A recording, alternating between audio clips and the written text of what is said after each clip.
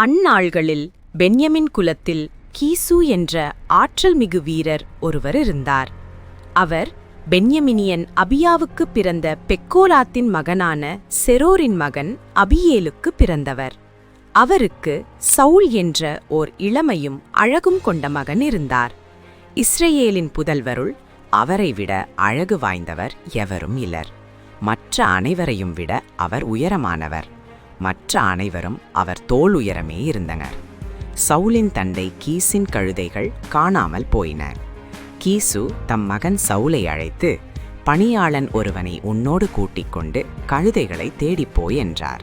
அவர் எப்ராயிம் மலைநாட்டையும் சாலிசா பகுதியையும் கடந்து சென்றார். அவற்றை காணவில்லை. சாலிம் நாட்டு வழியே சென்றார்.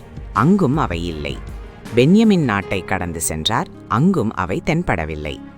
சாமுவேல் சவுலை கண்டதும் ஆண்டவர் அவரிடம், இதோ நான் உனக்கு சொன்ன மனிதன், இவனே என் மக்கள் மீது ஆட்சி புரிவான் என்றார்.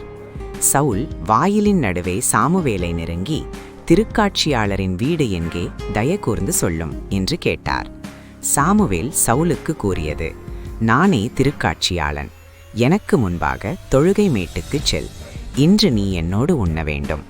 உன் உள்ளத்தில் இருப்பது அனைத்தையும் நாளை காலையில் நான் உனக்கு எடுத்துரைத்து உன்னை அனுப்பிவிடுகிறேன். அப்போது சாமுவேல் தைலக்குப்பியை எடுத்து அவர் தலைமீது வார்த்து அவரை முத்தமிட்டு கூறியது, ஆண்டவர் தம் உரிமை சொத்துக்கு தலைவனாக இருக்கும்படி உன்னை திருப்பொழிவு செய்துள்ளாரென்றோ. ஆண்டவரின் அருள்வாக்கு. முழு தியானத்திற்கு விளக்கத்திலுள்ள இணைப்பை பார்க்கவும்.